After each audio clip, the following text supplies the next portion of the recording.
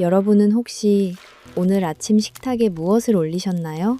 아마도 전날 마신 술 기운을 해장하거나 입맛이 없을 때 가장 만만하고 시원하게 끓여낼 수 있는 콩나물국을 드신 분들이 많으실 겁니다. 아삭아삭 씹히는 식감과 속을 확 풀어주는 뜨끈한 국물은 한국인이라면 누구나 사랑할 수밖에 없는 국민 반찬이자 밥상 위에 가장 친근한 친구입니다. 저렴한 가격으로 장바구니 부담을 덜어주면서도 가족들의 건강을 챙길 수 있다는 믿음 때문에 냉장고에 늘 쟁여두는 식재료이기도 합니다. 하지만 여러분, 지금부터 제가 드리는 말씀을 부디 흘려듣지 마시고 가슴에 깊이 새겨주셔야 합니다.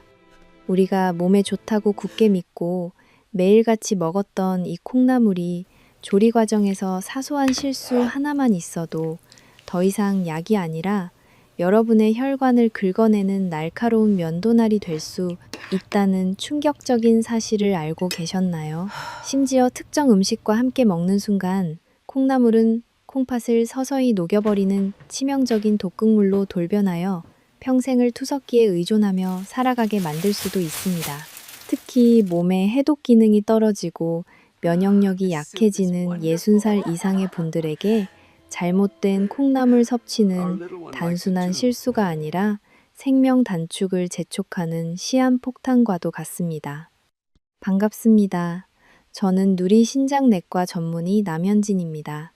저는 매일 진료실과 응급실을 오가며 수많은 신장 질환 환자분들을 마주합니다. 그분들이 가장 많이 하시는 말씀이 무엇인지 아십니까? 바로 억울함입니다. 선생님, 저는 술도 많이 안 마시고 담배도 안 피우고 몸에 좋다는 채소와 나물을 열심히 챙겨 먹었는데 왜 제 신장이 다 망가졌습니까? 라며 눈물을 흘리십니다. 신장은 침묵의 장기입니다. 기능이 80% 이상 망가져 돌이킬 수 없는 지경이 될 때까지 비명 한 번 지르지 않고 조용히 죽어갑니다. 환자분들이 건강을 위해 정성껏 차려 먹었던 그 밥상 위에 사실은 신장을 죽이는 최악의 음식 궁합이 숨어 있었던 것입니다.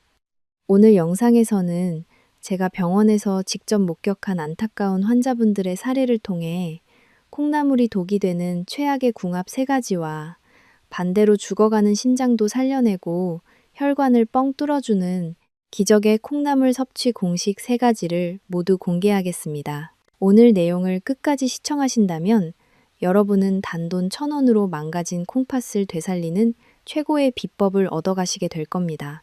만약 여러분이 오늘 식탁에서부터 나와 내 가족의 콩팥을 지키고 싶으시다면 지금 바로 아래에 있는 엄지척 모양의 좋아요 버튼을 한번 꾹 눌러주세요.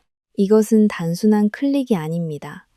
오늘부터 내 몸을 소중히 아끼고 올바른 식습관을 실천하겠다는 여러분의 굳은 다짐이자 저와의 소중한 약속이 될 것입니다. 좋아요 버튼을 눌러주신 여러분의 그 소중한 마음들이 모여 오늘 영상을 끝까지 이끌어가는 큰 힘이 됩니다.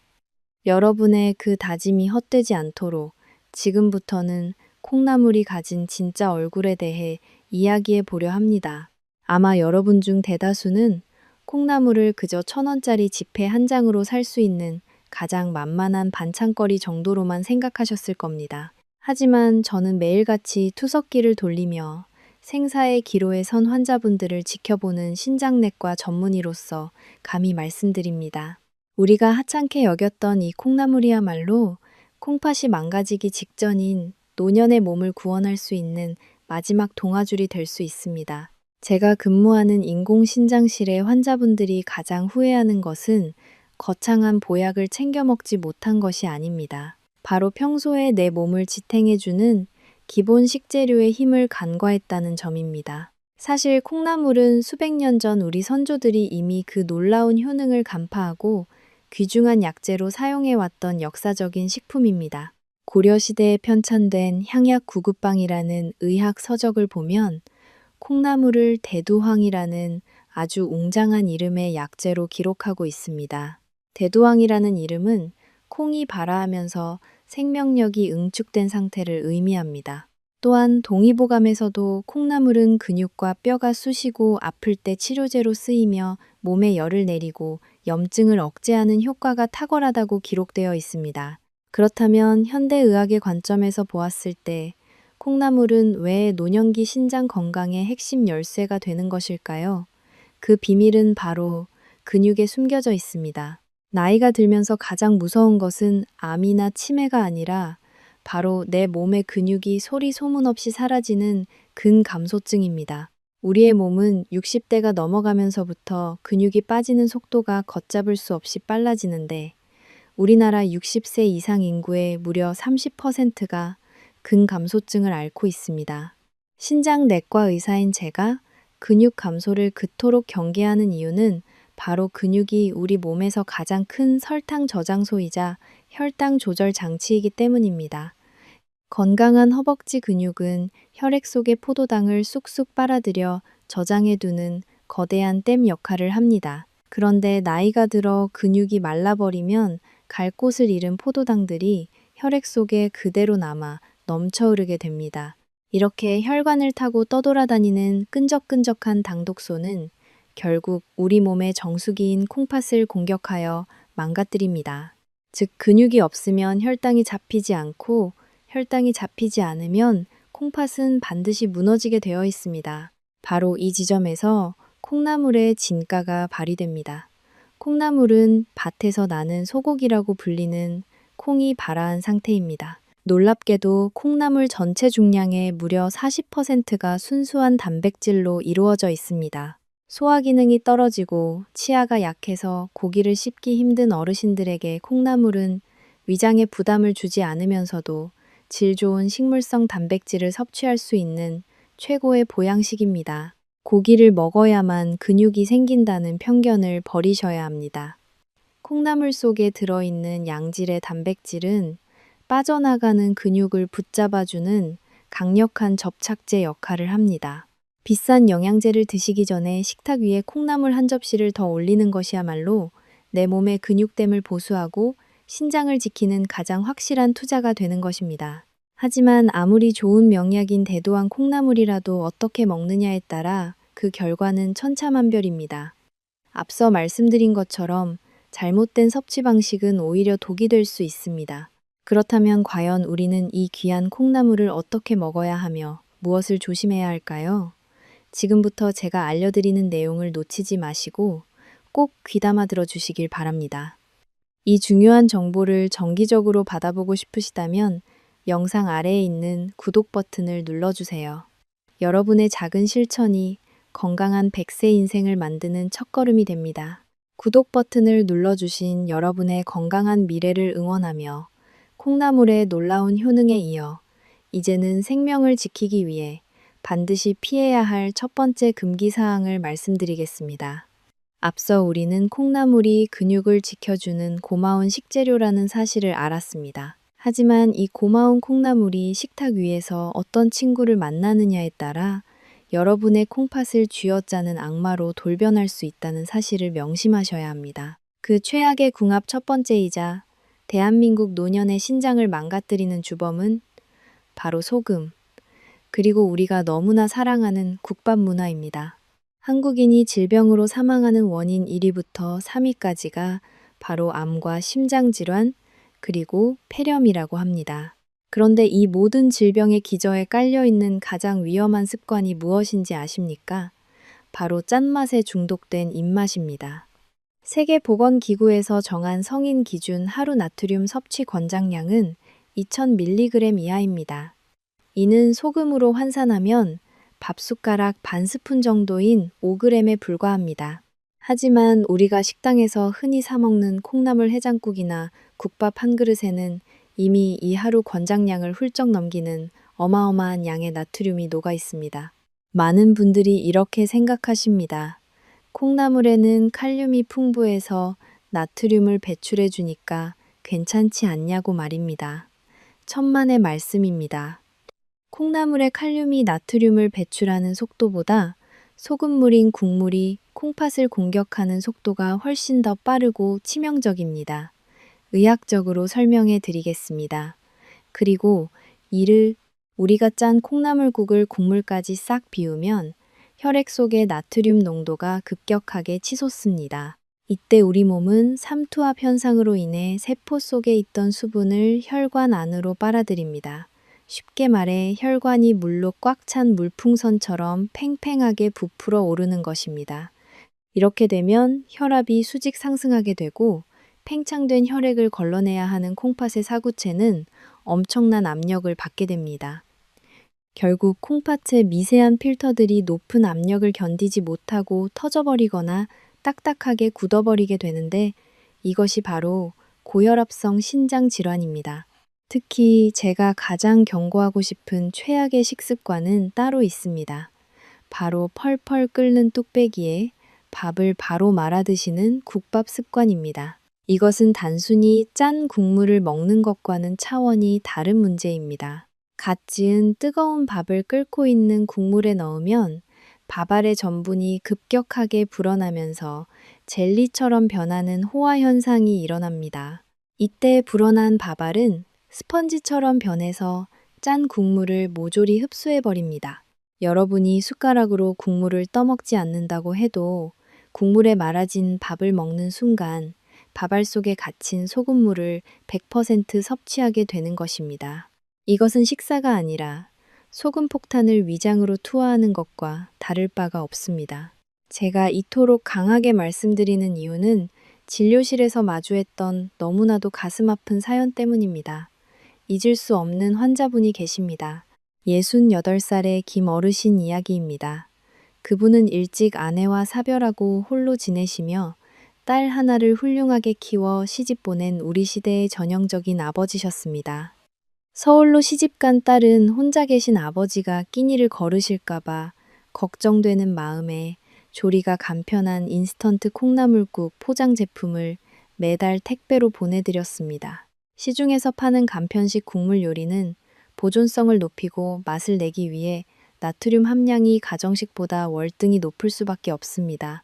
김 어르신은 딸이 보내준 그 정성이 너무나 고맙고 애틋해서 차마 국물 한 방울도 버릴 수가 없었습니다. 아버지는 매일 저녁 딸이 보내준 콩나물국을 끓이고 거기에 밥 한 공기를 말아서 김치까지 얹어 국물 한 방울 남기지 않고 싹 비우셨습니다. 그것이 딸의 사랑에 보답하는 길이라고 생각하셨던 겁니다. 밥을 먹으면서도 딸에게 전화를 걸어 우리 딸 덕분에 아빠가 호강한다며 맛있게 잘 먹고 있다고 거짓말 아닌 거짓말을 하셨습니다. 사실 입맛에는 좀 짰지만 물을 더 넣으면 딸이 보내준 맛이 변할까봐 그대로 드셨던 겁니다. 그렇게 3년이라는 시간이 흘렀습니다. 어느 날 새벽 김 어르신은 숨이 턱끝까지 차오르는 고통을 느끼며 119 구급차에 실려오셨습니다. 병원에 도착했을 때 폐에는 이미 물이 가득 차 있었고 크레아티닌 수치는 정상 범위를 한참 벗어나 있었습니다. 진단명은 급성 폐부종을 동반한 말기 신부전이었습니다. 콩팥이 기능을 완전히 상실하여 소변을 만들어내지 못해 몸속의 수분이 폐로 역류해 숨을 쉴 수 없게 된 것입니다. 원인은 장기간 지속된 과도한 나트륨 섭취로 인한 신장 파괴였습니다. 뒤늦게 병원에 도착한 딸은 중환자실에 누워있는 아버지를 보고 오열했습니다. 의사인 제가 자초지종을 설명하며 평소 식습관에 대해 물었을 때 딸은 바닥에 주저앉아 가슴을 치며 통곡했습니다. 아버지를 편하게 해드리고 싶어서 건강 챙기시라고 보내드린 그 콩나물국이 사실은 아버지를 죽음으로 내몬 독약이었다는 사실을 받아들이기 힘들었던 것입니다. 의식이 돌아온 김 어르신이 딸의 손을 잡고 힘겹게 하신 말씀이 제 가슴을 아직도 후벼팝니다. 아가, 울지 마라. 네가 보내준 국이 얼마나 맛있었는데 아까워서 국물까지 다 마신 내 탓이지 네 잘못이 아니다. 사랑하는 여러분, 이 얼마나 비극적인 일입니까? 아버지는 딸이 준 국물이 아까워서 참아 버리지 못했고 그 대가로 하나뿐인 콩팥을 영원히 잃어버렸습니다. 이것이 바로 무지가 빚어낸 비극입니다. 콩나물은 죄가 없습니다. 하지만 소금이라는 가면을 쓴 살인자와 손을 잡는 순간 그것은 더 이상 효도 선물이 아니라 흉기가 됩니다. 지금 이 순간 여러분의 다짐이 필요합니다. 짠 국물을 다 마시지 않겠다는 약속, 그리고 밥을 말아먹지 않겠다는 결심이 여러분의 10년 뒤 건강을 결정합니다. 댓글창에 약속이라는 두 글자를 남겨주십시오. 이 약속이라는 단어는 단순한 댓글이 아니라 소금의 유혹으로부터 나를 지키고 제 이 간절한 호소에 응답하겠다는 여러분의 굳은 의지 표현입니다. 수많은 분들이 약속이라고 남겨주신다면 저에게도, 그리고 병상에 계신 수많은 어르신 같은 분들에게도 큰 위로와 희망이 될 것입니다. 부디 콩나물을 드실 때 소금 단지를 껴안고 드시는 실수를 범하지 마시길 바랍니다. 소금의 유혹을 이겨내겠다고 약속해 주신 여러분의 결단에 진심으로 박수를 보냅니다. 여러분의 그 다짐 덕분에 콩팥은 이미 치유의 길로 들어섰습니다. 하지만 안심하기에는 아직 이릅니다. 소금이 콩팥을 직접적으로 공격하는 명백한 적군이라면 지금부터 말씀드릴 두 번째 금기식품은 아군의 탈을 쓰고 우리 몸에 잠입하여 콩나물의 영양소를 흔적도 없이 지워버리는 아주 교묘하고 은밀한 스파이와도 같습니다. 특히 아삭하고 상큼한 맛 때문에 입맛 없는 노년기에 콩나물과 짝을 이뤄 자주 드시는 이 채소는 바로 여름철의 대표주자 오이입니다. 아마 지금 고개를 갸웃거리는 분들이 계실 겁니다. 콩나물과 오이라니 그게 무슨 문제가 있단 말인가 하고 말입니다. 실제로 우리는 콩나물 냉채나 콩나물 무침을 할 때 식감을 살리기 위해 오이를 채 썰어 넣는 경우가 많습니다. 색감도 예쁘고 맛도 잘 어울리기 때문입니다.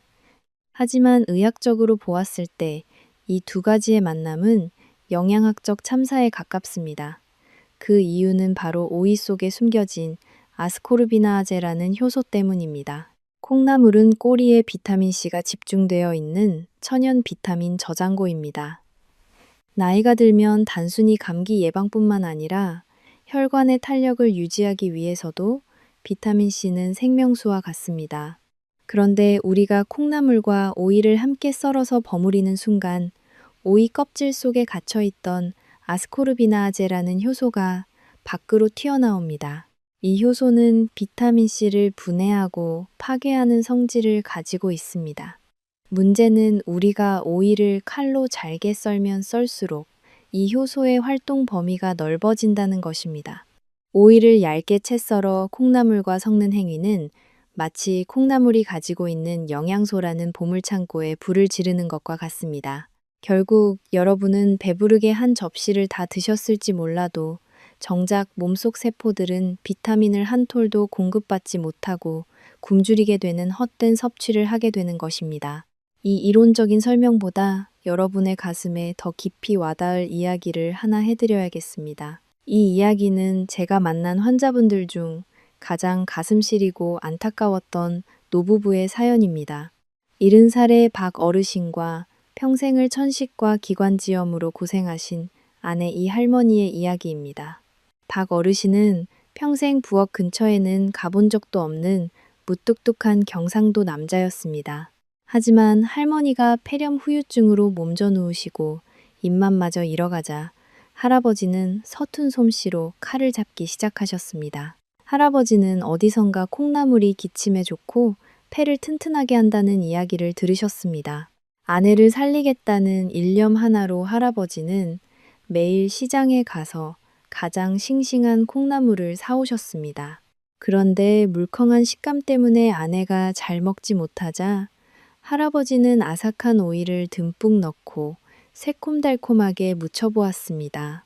할아버지는 소화가 잘 안 되는 아내를 위해 돋보기 안경을 쓰고 그 투박하고 두꺼운 손으로 땀을 뻘뻘 흘려가며 오이를 최대한 얇고 가늘게 채 썰었습니다. 오이를 잘게 썰수록 아내가 먹기 편하고 소화도 잘 될 것이라 믿었던 그 배려가 사실은 비타민 파괴 효소를 폭발적으로 활성화시키는 행동인 줄은 꿈에도 모른 채 말입니다.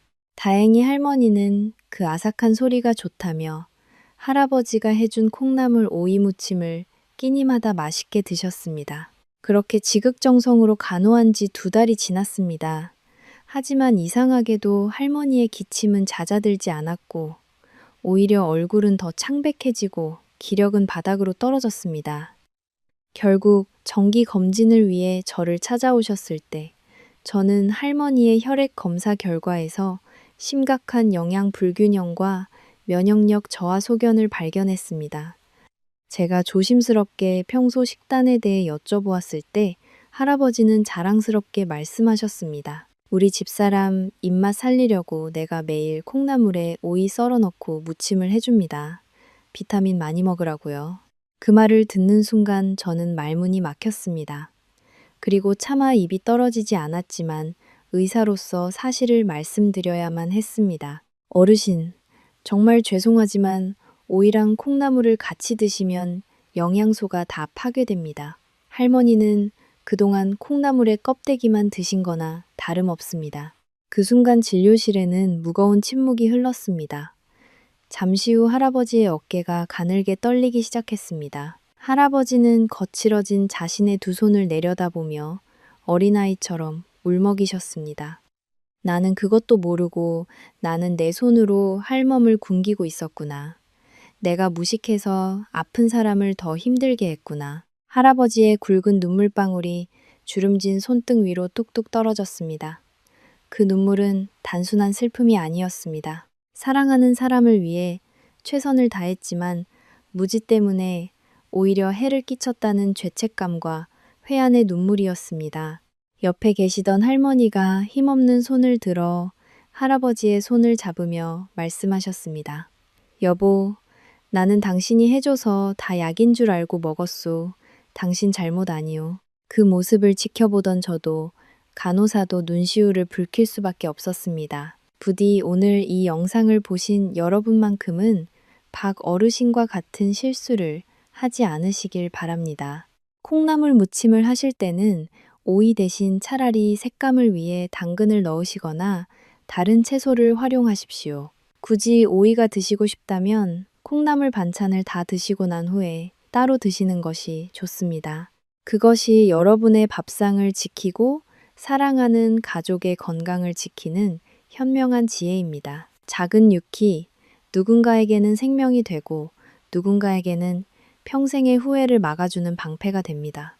눈물 없이는 들을 수 없었던 앞선 사연들을 뒤로하고 이제 우리는 마지막 세 번째 금기식품을 마주해야 합니다. 앞서 말씀드린 소금이 콩팥을 직접 타격하는 망치였고 오이가 영양소를 지워버리는 지우개였다면 이번에 소개해드릴 음식은 이 두 가지의 위험성을 모두 합친 것보다 더 강력한 시한폭탄과도 같습니다. 특히 땀 흘려 일하시는 현장 근로자분들이나 주머니 사정이 넉넉지 않은 서민들이 저렴한 가격에 단백질을 보충하기 위해 콩나물과 함께 볶아 드시는 이 음식은 바로 소나 돼지의 간입니다. 아마 많은 분들이 의아해 하실 겁니다. 간은 비타민 A가 풍부하고 눈에 좋다고 알려져 있는데 왜 콩나물과 먹으면 안 되냐고 말입니다. 하지만 영양학적으로 콩나물과 동물의 간이 만나는 것은 최악의 전쟁과도 같습니다. 그 이유는 간 속에 들어있는 굴이라는 성분 때문입니다. 동물의 간에는 다른 부위보다 월등히 많은 양의 구리가 함유되어 있습니다. 문제는 이 구리 성분이 콩나물에 들어있는 비타민C를 만나면 급격한 산화 반응을 일으킨다는 것입니다. 쉽게 설명하자면 콩나물의 영양소가 우리 몸에 흡수되기도 전에 녹슨 철처럼 변해버려 아무런 효능을 발휘하지 못하고 찌꺼기만 남게 되는 것입니다. 하지만 이것은 서막에 불과합니다. 제가 신장내과 의사로서 간과 콩나물의 조합을 결사반대하는 진짜 이유는 바로 통풍과 신장 결석을 유발하는 퓨린 때문입니다. 동물의 간은 대표적인 고퓨린 식품입니다. 우리 몸속에 들어온 퓨린은 대사 과정을 거쳐 요산이라는 찌꺼기를 만들어냅니다. 건강한 사람이라면 이 요산이 소변으로 배출되겠지만 신장 기능이 떨어지기 시작한 노년층에게 과도한 요산은 치명적입니다. 배출되지 못한 요산은 유리조각처럼 날카로운 결정체로 변해 관절에 박혀 뼈를 깎는 고통을 주는 통풍을 일으키고 콩팥에 쌓여 돌처럼 딱딱한 결석을 만들어냅니다. 즉, 콩나물과 간을 함께 볶아 드시는 행위는 내 몸에 요산이라는 독침을 수만 개 쏟아붓는 것과 같습니다. 이 의학적인 경고가 누군가에게는 그저 흘려듣는 잔소리일지 모르지만 어떤 이에게는 피눈물 나는 삶의 무게였습니다. 제가 만난 환자분들 중 가장 성실하게 사셨지만 가장 안타깝게 쓰러지신 58살의 건설 현장 근로자 박 선생님의 이야기를 들려드리고자 합니다. 박 선생님은 지방의 건설 현장을 돌며 서울에 있는 아들의 대학 등록금과 생활비를 홀로 감당해 온 우리 시대의 헌신적인 아버지셨습니다. 매일 먼지를 뒤집어 쓰고 벽돌을 나르는 고된 노동을 마치고 나면 허기가 졌지만 박 선생님은 동료들이 먹는 비싼 고기 반찬을 차마 시킬 수가 없었습니다. 한 푼이라도 더 아껴서 아들에게 보내줘야 했기 때문입니다. 그래서 박 선생님이 선택한 주식은 식당에서 가장 싸게 파는 돼지간 콩나물 볶음이었습니다. 1,000원어치 콩나물에 순대를 팔고 남은 퍽퍽한 돼지간을 썰어 넣고 매콤하게 볶은 이 음식은 가격은 저렴하지만 포만감을 주고 단백질도 보충할 수 있어 가난한 노동자에게는 최고의 성찬처럼 보였습니다. 박 선생님은 그 퍽퍽한 간을 씹어 삼키며 이것이 내 아들의 미래가 된다고 생각하며 웃으셨습니다. 점심시간마다 아들에게 전화가 오면 박 선생님은 언제나 밝은 목소리로 거짓말을 하셨습니다. 아들아, 걱정 마라. 아빠 지금 현장 소장님이랑 갈비 먹고 있다. 고기가 아주 입에서 살살 녹는다. 너도 밥 잘 챙겨 먹거라. 전화를 끊고 나면 박 선생님의 식판에는 검게 산화된 콩나물과 식어 빠진 돼지간만이 덩그러니 놓여 있었습니다. 박 선생님은 그 거짓말이 슬프지 않았습니다. 오히려 아들이 마음 편히 공부할 수 있다는 생각에 행복했습니다. 그렇게 박 선생님은 3년 동안 거의 매일 콩나물과 간을 섞어 드시며 요산이라는 독을 차곡차곡 몸에 쌓아오셨습니다. 그러던 어느 날 현장에서 무거운 철근을 나르던 박 선생님이 비명을 지르며 쓰러지셨습니다. 엄지발가락이 불에 타는 듯한 끔찍한 통증과 함께 다리에 힘이 풀려버린 것입니다. 급히 응급실로 실려왔을 때 박 선생님의 관절은 요산 결정체로 인해 심하게 부어 있었고 더 심각한 것은 콩팥 기능이 급격히 저하되어 급성 신부전 증세를 보이고 있었다는 점입니다. 오랫동안 쌓인 요산이 콩팥의 배설 기능을 완전히 마비시켜 버린 것입니다. 소식을 듣고 한 걸음에 달려온 아들은 응급실 침대에 누워있는 아버지의 퉁퉁 부은 발과 까맣게 탄 얼굴을 보고 말을 잇지 못했습니다. 그리고 간호사가 건네준 아버지의 가방 속에서 먹다 남은 도시락 통을 발견했습니다. 그 안에는 갈비가 아닌 냄새나고 식어빠진 돼지간 콩나물 볶음이 들어 있었습니다.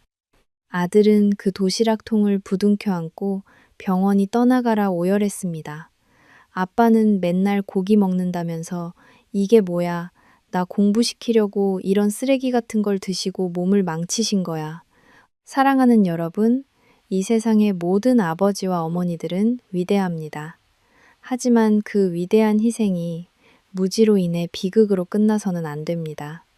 콩나물과 간의 조합은 저렴하고 든든한 한 끼가 아니라 콩팥을 파괴하고 관절을 부수는 독약 밥상입니다. 지금 여러분의 주변에도 가족을 위해 자신의 건강을 돌보지 않고 저렴하고 해로운 음식으로 끼니를 때우시는 분들이 계실 겁니다. 그분들이 바로 박 선생님이고 우리들의 아버지일 수 있습니다. 부디 이 영상을 혼자만 보지 마시고 사랑하는 가족과 친구, 그리고 단체 채팅방에 공유해 주십시오. 여러분이 누른 공유 버튼 한 번이 고된 노동으로 지친 누군가의 가장의 콩팥을 지키고 박 선생님과 같은 아들이 흘릴 피눈물을 막아주는 생명의 방패가 될 수 있습니다. 지금까지 우리는 콩나물이 가진 두 얼굴 중 무서운 뒷면을 보았습니다. 소금과 오이, 그리고 동물의 간이라는 잘못된 만남이 얼마나 치명적인 결과를 초래하는지 확인하셨을 겁니다.